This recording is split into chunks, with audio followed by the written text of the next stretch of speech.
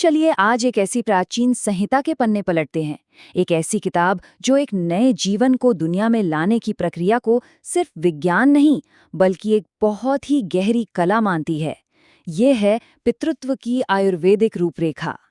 जरा एक पल के लिए सोचिए, क्या हो अगर संतान को जन्म देना महज एक बायोलॉजिकल घटना न हो, बल्कि एक बेहद सोची समझी, पहले से प्लान की हुई एक आध्यात्मिक यात्रा हो। आज हम इसी कमाल के विचार के बारे में गहराई से बात करने वाले हैं। तो ये सारा ज्ञान कहाँ से रहा है? हम जिस स्रोत की बात कर रहे हैं वो है महान आयुर्वेदिक ग्रंथ चरक संहिता का एक बहुत ही खास अध्याय, जाति सूत्रीय शारीरम।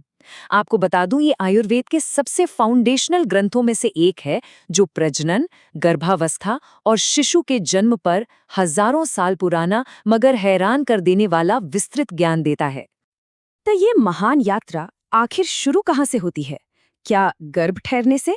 नहीं, आयुर्वेद कहता है उससे भी बहुत पहले। इसकी शुरुआत होती है नींव को तैयार करने से। यहाँ पर आयुर्वेद का नजरिया वाकई कमाल का है। वो कहता है कि एक उत्तम संतान की चाह रखना ठीक वैसा ही है जैसे एक बेहतरीन फसल उगाने की चाह रखना।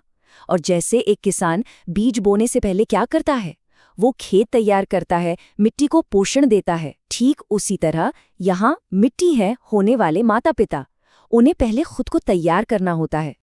तो इस तैयारी में असल में होता क्या है? देखिए, ये कोई आम सलाह नहीं है बल्कि एक पूरा साइंटिफिक प्रोटोकॉल है। चरक संहिता होने वाले माता पिता दोनों के शरीर की शुद्धि पर बहुत जोर देती है। इसमें स्नेहन और स्वेदन जैसी प्रक्रियाएं शामिल हैं। इसके बाद पुरुष और स्त्री दोनों के लिए खास तरह का आहार बताया गया है ताकि उनका शरीर और उनका मन गर्भाधान के लिए सबसे उत्तम अवस्था में पहुंच जाए। और जब जमीन पूरी तरह तैयार हो जाए तब बारी आती है बीज बोने की, यानी गर्भाधान की कला की। और यहाँ भी ये प्रक्रिया सिर्फ शारीरिक नहीं है। चरक संहिता इसे एक पवित्र अनुष्ठान की तरह देखती है। इसमें सही समय का चुनाव, एक खुश और प्रेम से भरी हुई मनस्थिति और यहाँ तक कि श्वेत वस्त्र पहनने जैसे खास नियम भी शामिल हैं। मतलब ये शारीरिक, मानसिक और आध्यात्मिक ऊर्जाओं का एक संगम है। जरा इस प्रक्रिया की गहराई को महसूस कीजिए। ग्रंथ में इस तरह के मंत्रों का जिक्र मिलता है। सोचिए, ये सिर्फ शब्द नहीं है, ये एक नए जीवन को दुनिया में बुलाने की एक बहुत ही पावरफुल इंटेंशन और आशीर्वाद है। इससे पता चलता है कि इस पल को कितनी ज्यादा गंभीरता दी गई थी। तो एक बार सफल गर्भाधान हो गया, उसके बाद कहानी का अगला अध्याय शुरू होता है। 9 महीनों तक गर्भ में पल रही उस नन्ही सी जान का पोषण। और देखिए, आयुर्वेद यहाँ ऐसा नहीं है कि सबको एक ही सलाह दे दे, बिल्कुल नहीं, बल्कि गर्भावस्था के हर एक महीने के लिए एक डिटेल्ड और स्पेसिफिक डाइट और रूटीन देता है। जैसे आप देख सकते हैं, पहले महीने में सादे दूध से लेकर 9वें महीने में औषधीय पेल एनीमा तक हर स्टेज की ज़रूरतें अलग हैं और उनका पूरा ध्यान रखा गया है। अब ये वाला हिस्सा तो बहुत ही दिलचस्प है।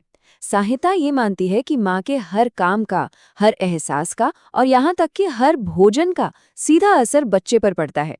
ये टेबल ग्रंथ में दिए गए कुछ उदाहरण दिखाती है, जैसे कि दिन में सोने से बच्चे में सुस्ती आ सकती है। ये इस बात को दिखाता है कि माँ के माहौल और उसके आचरण को कितना ज्यादा महत्व दिया गया था। इसी दौरान ग्रंथ पुंसवन संस्कार का भी जिक्र करता है। प्राचीन मान्यता ये थी कि गर्भावस्था के शुरुआती दौर में जब शारीरिक अंग विकसित हो रहे होते हैं, उससे पहले अगर ये अनुष्ठान किया जाए तो गर्भस्थ शिशु के लिंग पर प्रभाव डाला जा सकता था। खैर, ये हमें उस समय की मान्यताओं और प्रथाओं की एक झलक देता है। और फिर 9 महीनों के इस सचेत सफर के बाद वो क्षण आता है जिसका बेसब्री से इंतजार था, जन्म और एक नई शुरुआत। कभी-कभी इन प्राचीन ग्रंथों की प्रिसिजन देखकर हैरानी होती है। देखिए, इसमें कितना साफ लिखा है कि शिशु के गर्भनाल को नाभि से ठीक 8 अंगुल की दूरी पर काटा जाना चाहिए। मतलब हर छोटी से छोटी डिटेल का ध्यान रखा गया है। जन्म के ठीक बाद के पहले 10 दिन बेहद नाजुक और महत्वपूर्ण माने गए हैं। इस ग्रंथ में माँ और बच्चे दोनों के लिए इस दौरान खास देखभाल और सुरक्षा के निर्देश दिए गए हैं ताकि दोनों स्वस्थ होकर अपनी नई जिंदगी की शुरुआत कर सकें। जन्म के बाद जो सबसे पहला संस्कार होता है वो है जातक कर्म। इसमें शिशु को पहली बार मंत्रों के साथ औषधीय घी और शहद चटाया जाता है, और इसका मकसद उसे मेधा यानी इंटेलिजेंस और लंबी उम्र का आशीर्वाद देना। तो इस पूरी यात्रा का सार क्या निकलता है? सार यही है कि आयुर्वेद के लिए संतान को जन्म देना कोई एक अकेली घटना नहीं है, बल्कि ये एक पूरी प्रक्रिया है, एक कॉन्शियस जर्नी जो सोच के स्तर से शुरू होकर जन्म के बाद भी चलती रहती है। ये हर कदम पर जागरूकता और इरादे की बात करता है। और यही बात हमें हमारे आज के आखिरी सवाल पर लाती है। आज जब हमारे पास इतनी एडवांस्ड मेडिकल साइंस है, तब भी क्या हम इस प्राचीन ज्ञान से कुछ सीख सकते हैं?